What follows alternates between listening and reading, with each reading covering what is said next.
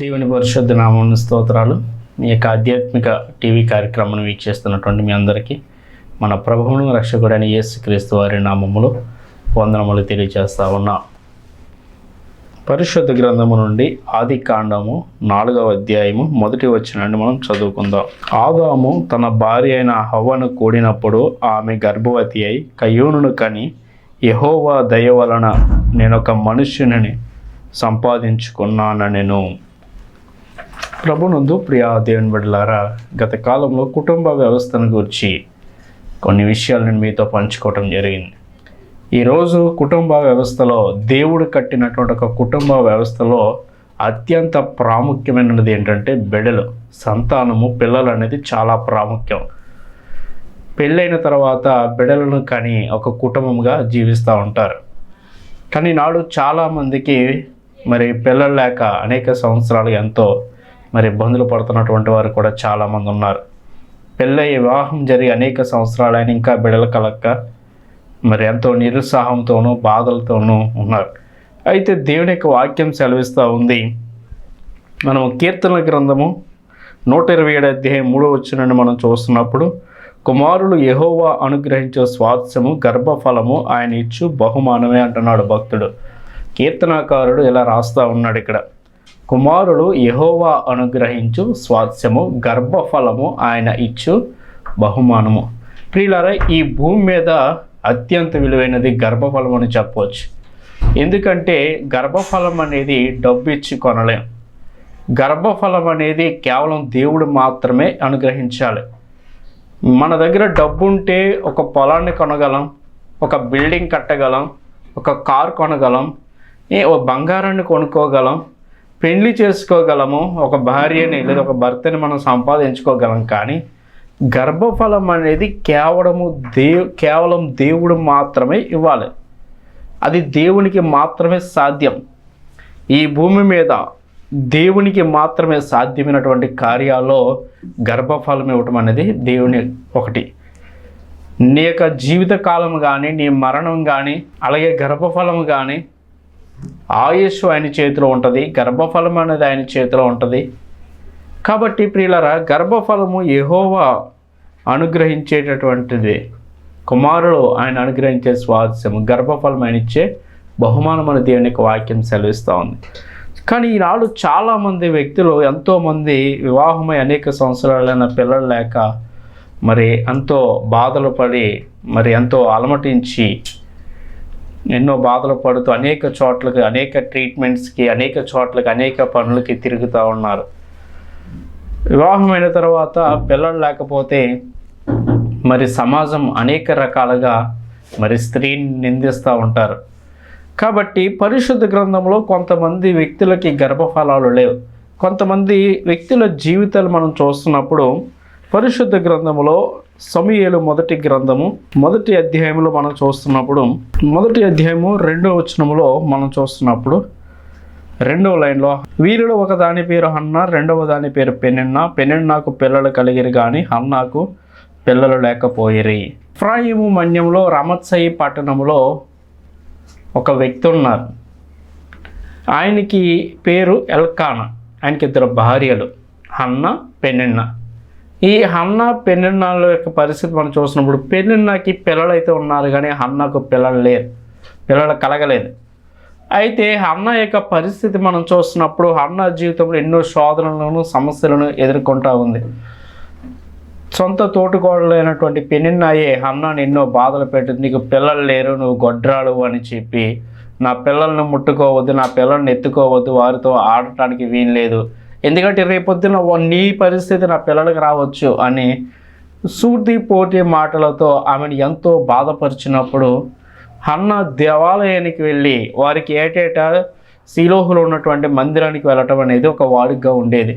అలా ఆమె ఒకసారి ఒక ఏటా వెళ్ళినప్పుడు ఏం చేసిందంటే, దేవుని సన్నిధిలో మోకరించి తన బాధను మొత్తం చెప్పుకుంటుంది. ఇక్కడ మనం చూస్తున్నప్పుడు 10వ వచనములో, బహు దుఃఖాక్రాంతురాలై వచ్చి యెహోవా సన్నిధిని ప్రార్థన చేయొచ్చు, బహుగా ఏడ్చుచు ఆయన దేవుని సన్నిధిలోకి వచ్చి ప్రార్థన చేస్తూ ఉంది, బహుగా ఏడుస్తూ కూడా. అప్పుడు ఏడుస్తూ ఆమె ఏమని ప్రార్థన చేస్తుందంటే, సైన్యములకు అధిపతి యెహోవా, నీ సేవకురాలనైన నాకు కలిగి ఉన్న శ్రమను చూసి నీ సేవకురాలనైన నన్ను మరొక జ్ఞాపకము చేసుకొని నీ సేవకురాలైన నాకు మగపిల్లను దయచేసి నీ ఎడల వాని తల మీదకి క్షౌరపు కత్తి ఎన్నటికీ రానియక వాడు బ్రతుకు దినములన్నిటిను నేను వానికి యెహోవానగు నీకు అప్పగింతునని మ్రొక్కుబడి చేసుకొనెను. ఆమె యెహోవా సన్నిధిని ప్రార్థన చేయుచుండగా ఏలీ ఆమె నోరు కనిపెట్టుచుండను. ఈ విధంగా ఆమె ప్రార్థన చేస్తూ ఉంది. దేవా, ఇదిగో నాకు ఉన్నటువంటి పరిస్థితి ఇది, నాకు భర్తనిచ్చావు, ప్రేమించే భర్తనిచ్చావు, అన్నీ ఉన్నాయి, ఏది కొరత లేదు, కానీ నాకు సంతానం లేదు, నాకు ఒక కుమారుని దయచేయి తండ్రి. దేవా, నాకు ఒక బిడ్డనిస్తే వారిని నీ మందిరంలో తీసుకొచ్చి నీ పరిచర్య కొరకు సమర్పించుకుంటా, ఒక మగబిడ్డను దయచేయి అని చెప్పి ఆమె కన్నీళ్లు విడిచి ప్రార్థన చేసినప్పుడు అక్కడ ఉన్నటువంటి దైవజనుడైనటువంటి ఏలీ ఆమె నోరు కనిపెడతా ఉన్నాడంట.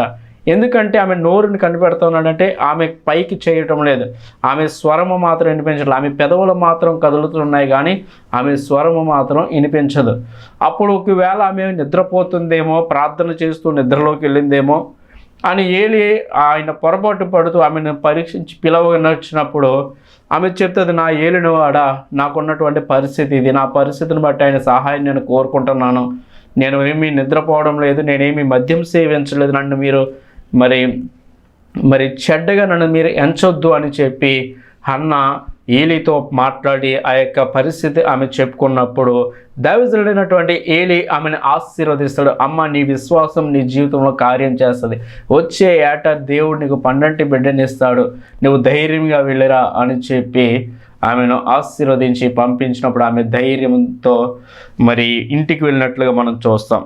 ఇక్కడ మనం చూస్తున్నప్పుడు 18వ వచనంలో దైవజనుడిలో చెప్తున్నాడు, నీవు క్షేమంగా వెళ్ళము, ఇశ్రాయేలు దేవునితో నీవు చేసిన మనవి ఆయన దయచేయనుగాక అని ఆమెతో చెప్పగా ఆమె అతనితో, నీ సేవకురాలను నేను నీ దృష్టికి కృప పొందునుగాక. తర్వాత ఆ స్త్రీ తన దారిని వెళ్ళిపోయి భోజనము చేయుచు నాట నుండి దుఃఖముఖిగా ఉండుట మానెను.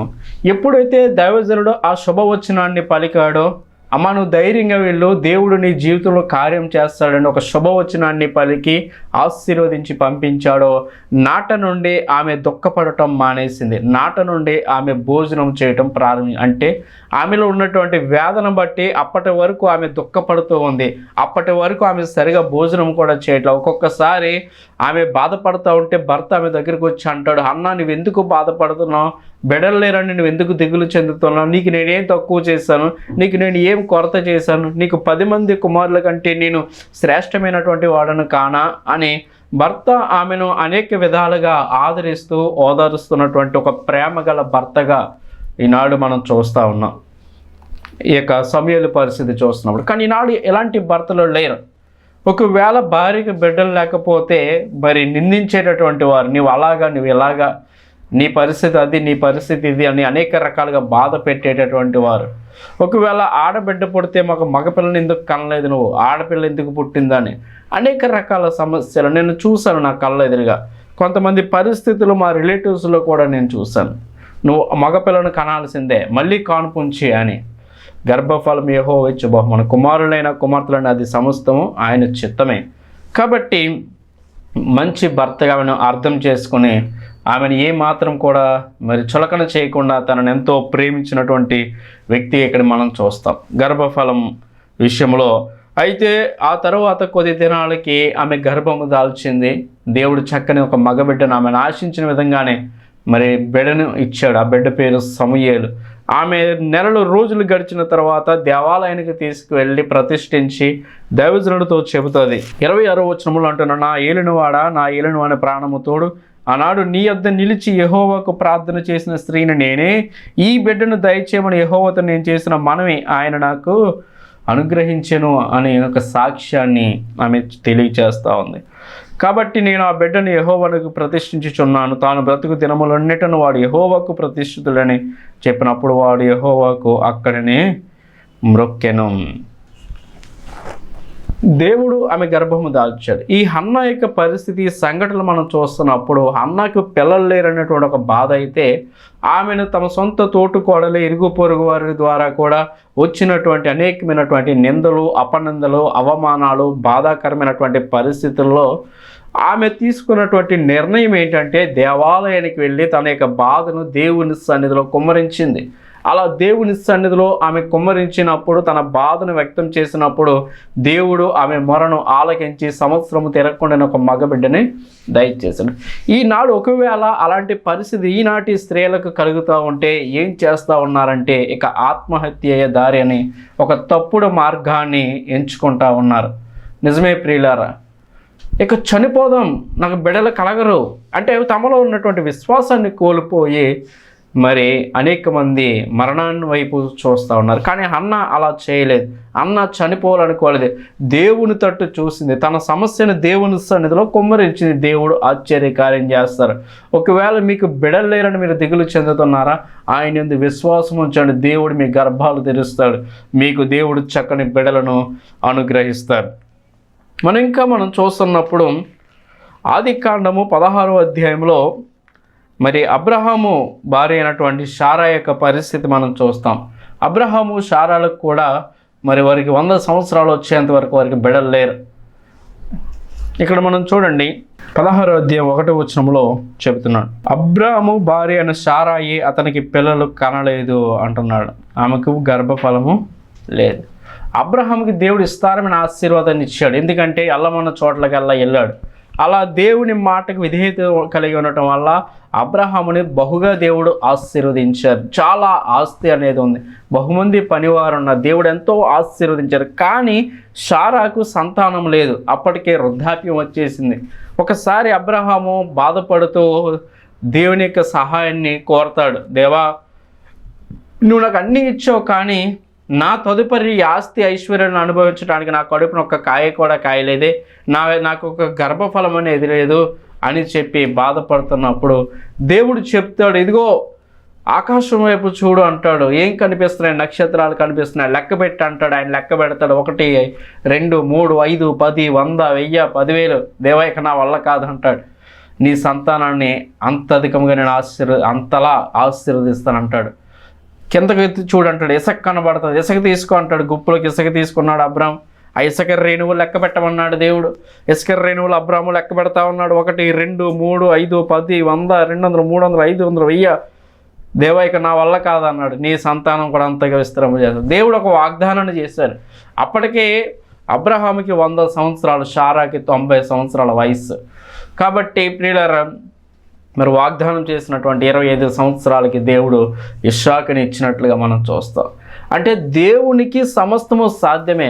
విశ్వాసం అనేది ఉన్నట్లయితే, ఆయన తట్టు నువ్వు చూస్తే, ఆయన విశ్వాసం ఉంచితే దేవుడు నీ గర్భఫలాన్ని ఆ విధంగా తెరుస్తారు. ఇస్సాకు భార్య అయినటువంటి రిబ్కా కూడా మనం 25వ అధ్యాయంలో 21వ వచనంలో మనం చూస్తున్నప్పుడు, ఇస్సాకు భార్య గొడ్రాలు కనుక అతడు ఆమె విషయమై యెహోవాను వేడుకొనను, యెహోవా అతని ప్రార్థన వినుడు గనుక అతని భార్య అనే రిబ్కా గర్భవతి అయిను. ఇస్సాకు భార్య అయినటువంటి రిబ్కాకి బిడ్డలు లేరు. ఆమె గర్భఫలం అనేది లేదు. సో ఆమె గొడ్రాలుగా ఉన్నటువంటి టైంలో ఇస్సాకు ఆమె నిమిత్తము యెహోవానంట వేడుకున్నాడంట. దేవుని సన్నిధిలో ఆయన ప్రార్థన చేశాడు, దేవా, నా భార్యకి బిడ్డలు లేరు, నాకు బిడ్డలు లేరు, కాబట్టి దేవ సహాయం చేయని, గర్భఫలం ఇమ్మని ఇస్సాకు తన భార్య నిమిత్తం ప్రార్థన చేశాడు. ఇస్సాకు భార్య గొడ్రాలు కనుక అతడు ఆమె విషయమై యెహోవాను వేడుకొనను, యెహోవా అతని ప్రార్థన వినుడు కనుక అతని భార్య అయినటువంటి రిబ్కా గర్భవతి అయిను. ఇస్సాకు భార్య అయినటువంటి రిబ్కా గర్భవతి అయింది. ఎలా అయిందంటే ప్రార్థన ద్వారా, దేవుని కార్యము ద్వారా. ఎందుకంటే దేవునికి సమస్తము సాధ్యమే. ఆయనకి అసాధ్యమైనది ఏదీ లేదు. ఇంకా మనం చూస్తున్నప్పుడు పరిశుద్ధ గ్రంథంలో మరి రాహేలు కూడా గొడ్రాలుగా ఉంది. ఆదికాండం 29వ అధ్యాయంలో 31లో ఇక్కడ రాహేలు లేయా యొక్క పరిస్థితులు మనం చూస్తాం. యాకోబు భార్యలైనటువంటి వాళ్ళ యొక్క పరిస్థితులు మనం చూస్తున్నప్పుడు, లేయా ద్వేషించబడుట యెహోవా చూసి ఆమె గర్భము తెరిచెను. రాహేలు గొడ్రాలై ఉండెను. లేయా గర్భవతి కుమారుని కని, యెహోవా నా శ్రమను చూచి ఉన్నాడు కనుక నా పెనిమిటి నన్ను ప్రేమించును కదా అని అనుకుని అతనికి రుబేను అని పేరు పెట్టిన. ఆమె మరలా గర్భవతి అయి కుమారుని కని, నేను ద్వేషించబడుతున్న సంగతి యెహోవా విన్నాడు గనుక ఇతను కూడా నాకు దయచేసి అనుకొని అతనికి షిమ్యోను అని పేరు పెట్టిన. ఈ విధంగా రాహేలు విషయంలో మరి దేవుడు ఆమె మనవని ఆలకించి ఆమె ప్రార్థన చేసినప్పుడు, ఆమె తన సొంత తోడుగోడల వల్ల ఆమె బాధను అవమానాన్ని పొందుకుంటున్నటువంటి టైంలో ఆమె ప్రార్థన చేసినప్పుడు దేవుడు ఆమె యొక్క గర్భాన్ని తెరిచినట్లుగా మనం చూస్తాం. న్యాయాధిపతుల గ్రంథము 13వ అధ్యాయంలో మనం చూస్తున్నప్పుడు 13వ అధ్యాయం 2వ వచనం నుంచి మనం చూస్తున్నప్పుడు, ఆ కాలమున దాను వంశస్థుడు జొర్య పట్టణస్థుడైన మనోహాను ఒకడుండెను. అతని భార్య గొడ్రాలై కాన్పు లేక ఉండెను. మనోహ భార్య పరిశుద్ధ గ్రంథంలో కొంతమంది పురుషుల పేర్లు రాస్తూ ఆ పురుషుని యొక్క భార్య అని రాశారు, కానీ భార్యల పేర్లు రాయబడలేదు. కొంతమంది స్త్రీల పేర్లు రాయబడి ఆమె పెనిమిటి అని సంబోధించారు, కానీ పెనిమిట్ల పేర్లు లేవు. కొంతమంది భార్యాభర్తల పేర్లు కూడా రాయబడ్డాయి.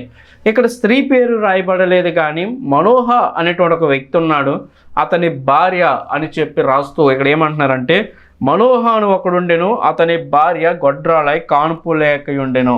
యెహోవా దూత ఆ స్త్రీకి ప్రత్యక్షమై, ఇదిగో నీవు గొడ్రాలువు, నీకు కాన్పు లేకపోయినా, అయితే నీవు గర్భవతివై కుమారుని కందువు.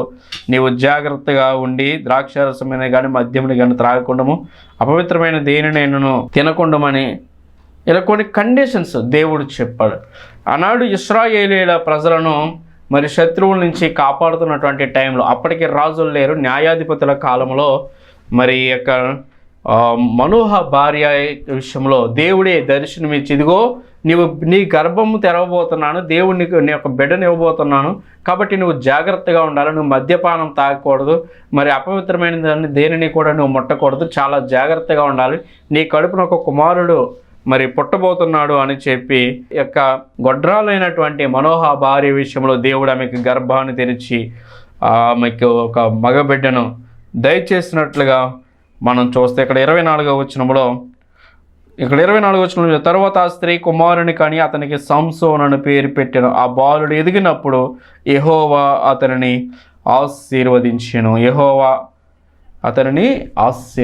సంసోను యొక్క పరిస్థితి, బహుబలవంతుడైనటువంటి సంసోనుని యెహోవా ఆశీర్వదించినట్లుగా మనం చూస్తాం.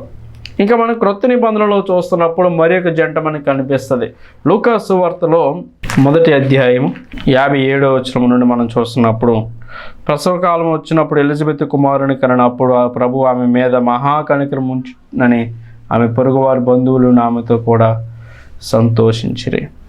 ఇక్కడ జకర్యా ఎలిజబెత్ అనేటువంటి వారు యాజకులు, వీరు యాజకత్వం జరిగించేటటువంటి వారు. దేవాలయంలో అతి పరిశుద్ధ స్థలంలో జకర్యా వారి యొక్క యాజకత్వాన్ని నిర్వహిస్తూ ఉండేవారు. జకర్యా సంవత్సరానికి ఒకసారి అతి పరిశుద్ధ స్థలానికి వెళ్ళి వస్తూ ఉండేవాడు. ఇలాంటి యాజకులైనటువంటి వీరు కూడా వృద్ధాప్యం వచ్చే వరకు వీరికి బిడలు లేరు. వీళ్ళకి బిడలు లేనప్పుడు దేవుడు చెప్పాడు, ఒకసారి ఆయన అతి పరిశుద్ధ స్థలంలో మరి ధూపం వేయడానికి సంవత్సరానికి ఒకసారి వెళ్తారు.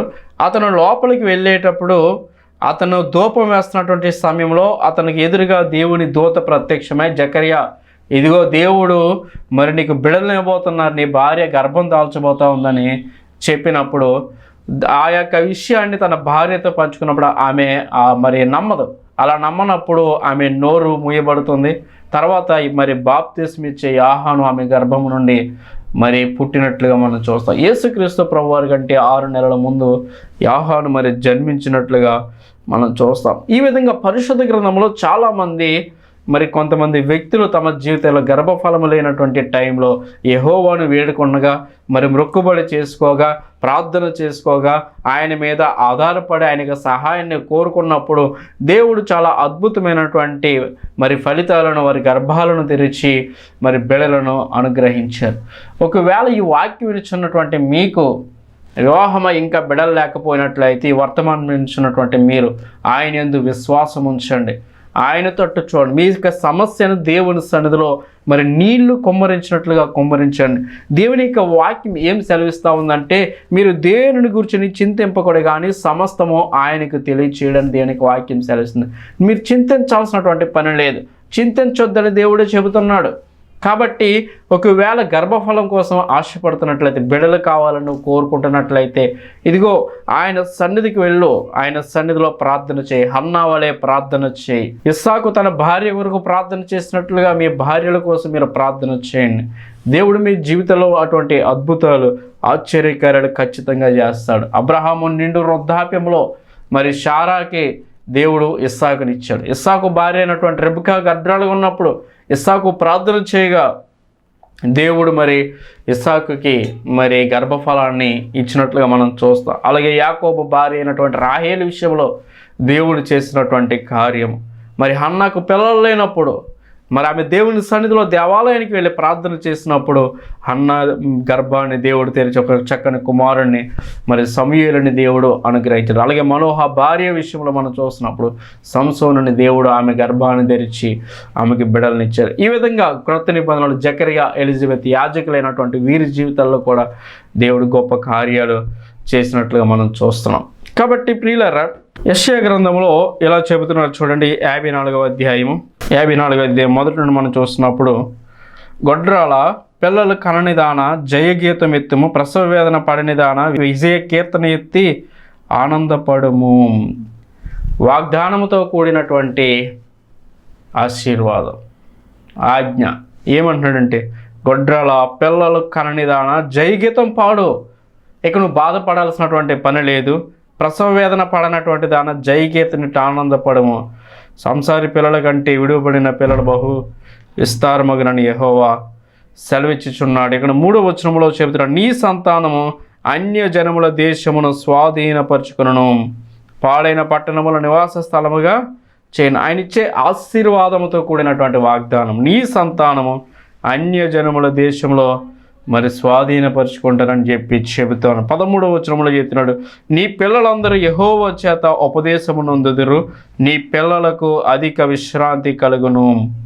నీ పిల్లలు యెహోవా చేత విశ్రాంతి ఉపదేశం పొందుతారంట. అప్పటికి పిల్లలు లేరు, గొడ్రాలే. కానీ ఒక వాగ్దానం ఏంటంటే, నీ పిల్లలు యెహోవా చేత ఉపదేశం పొందుతారు. అంటే నీ త్వరలో భవిష్యత్తులో నీకు బిడ్డలు ఖచ్చితంగా రాబోతున్నారు, కలగబోతున్నారు. వారి వాగ్దానాన్ని దేవుడు చక్కని ఇస్తాడు. నీ పిల్లలకు అధికమైనటువంటి విశ్రాంతి కలుగుతుందని, నీవు నీతిగలదానవై స్థాపింపబడదు, నీవు బాధపడనక్కరలేదు, బాధించువారు నీకు దూరముగా ఉందరు, భీతి నీకు దూరముగా ఉండను. నీవు ఇక భయపడాల్సినటువంటి అక్కరలేదు, భయపడనక్కరలేదని దేనికి వాక్యం సెలవిస్తూ ఉంది. అలాగే సామెతలు 23:10 చెబుతున్నాడు. 18వ వచనం, నిత్యముగా ముందుగతి రానే వచ్చును, నీ ఆశ భంగము కానేరదని చెప్పు. కాబట్టి ప్రియులారా, దేవుడు మీ గర్భాన్ని తెరిచి వివాహమైన తర్వాత పిల్లలు లేనట్లయితే ఈ వర్తమానం నించున్న మీరు ప్రార్థన చేసుకోండి, ఆయనతోటి చూడండి, విసుగక నిత్యము ప్రార్థన చేయండి. దేవుడు ఖచ్చితంగా మీ గర్భాలు తెరుస్తారు. మరి గొడ్రాలుగా ఉన్నటువంటి వీరు ఈరోజు మరి వాక్యములో మనం విన్నటువంటి పరిశుద్ధ గ్రంథంలో ఉన్నటువంటి వీరి యొక్క పరిస్థితి మనం చూస్తున్నప్పుడు, ఇలా ప్రార్థన ద్వారా సంపాదించుకున్నటువంటి బిడ్డలందరూ కూడా చాలా గొప్పగా జీవించారు. వాళ్ళ చరిత్ర రాయబడినటువంటి పరిస్థితి ఆలోచన చేస్తే బహు విశేషంగా ఉంది. నిజమే ప్రియులారా, సమూయేలు ఒక గొప్ప ప్రవక్త, రాజులను అభిషేకించాడు. సంసోను మరి ఇశ్రాయేలును నడిపించిన ఒక న్యాయాధిపతిగా ఉన్నాడు. అలాగే మరి యాహాను బాప్తిస్మ ఇచ్చే యాహాను యేసు ప్రభుకే బాప్తిస్మ ఇచ్చినట్లుగా చూస్తారు. అంటే ప్రార్థన ద్వారా గొడ్రాలుగా ఉన్నప్పటికీ ప్రార్థన ద్వారా వారు సంపాదించుకున్నటువంటి బిడ్డలు సామాన్యమైనటువంటి ఇతర పిల్లల వలె లేరు. వారు ఒక ప్రత్యేకమైనటువంటి మరి ఒక ఆశీర్వాదాన్ని వారు స్వతంత్రించుకున్నారు. కాబట్టి ప్రార్థన ద్వారా దేవుడు అనుగ్రహించే బిడ్డ గొప్పవాడు అవ్వచ్చని ఇక్కడ మనకి అర్థమవుతోంది. కాబట్టి దేవుడు గర్భఫలము యెహోవా ఇచ్చు బహుమానం, కుమారులు దేవుడు అనుగ్రహించు స్వాస్థ్యమని దేవునికి వాక్యము సెలవిస్తూ ఉంది. వాక్యం వినిచున్న నీవు కళ్ళు మూసుకుని ఒకసారి ప్రార్థనలో ఏకీభవించినట్లయితే.